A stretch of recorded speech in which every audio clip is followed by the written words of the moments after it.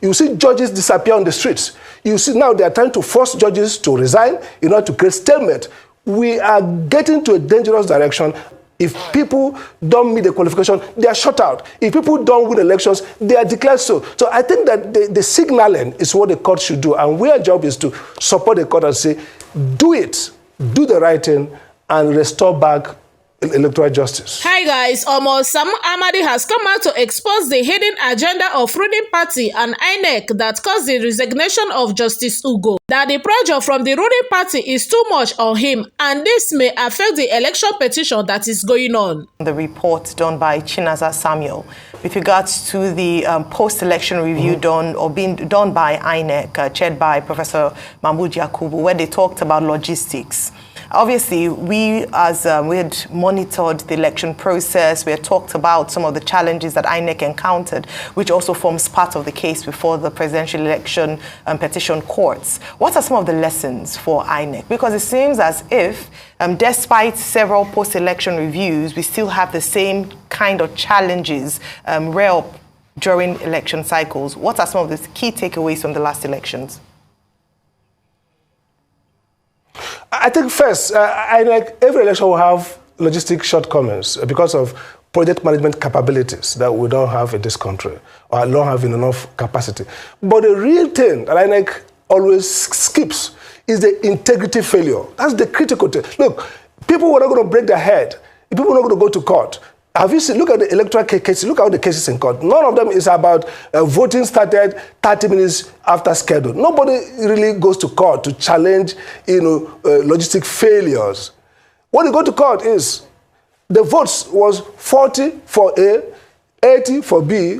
INEC and the officials changed it and put, that's what you're going to hear. The key thing INEC is not addresses integrity failure. For example, the Act says you have the power to disqualify. Why will you allow somebody who has fake certificate to process? You have all the time. You are doing consultation, meeting with a road transport union. Why not first do that? If you look at the US, anywhere in the world, you file your intention to contest election.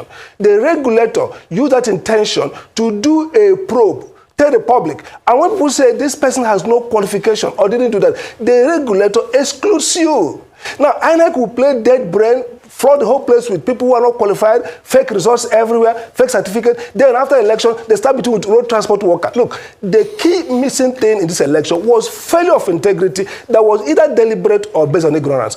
In 2019, in this arise, we debated it and said, INEC is more of a regulator. You cannot do election where you now outsource every of these crises to the courts. You have simple things you can establish. Who is qualified to run? That's the beginning. Who has the papers to run? Who has made wrong entry? Who has not filed his papers within the time allowed? Those things are strict liability. You exclude them, election continues. So INEC bungles everything deliberately and then starts a showboating.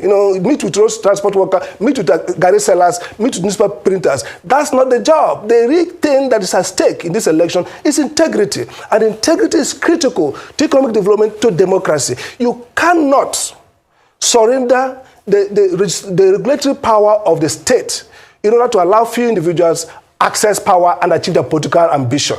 The country, at a moment like this, we need clarity. And that's why the courts now have to step in to second-guess INEC, disregard INEC's error, and restate back the integrity of rules, and restate back the constitutional requirement for qualifications and for declarations and for every writing across all the tribunals. We have to save this country. That's what they call the theory of decay. So Jared Diamond of Columbia wrote about it. It's like a slippery slope. A country begins to go down because the elites overlook critical moral failures. That moral clarity is what we need at this point. To say, look, the republic is more important than anybody's political interest. And if we don't do that, we're going to see the rise of criminal networks. You see judges disappear on the streets. You see now they are trying to force judges to resign in order to create stalemate. We are getting to a dangerous direction, and we need the people to support the court to stand up and save the republic.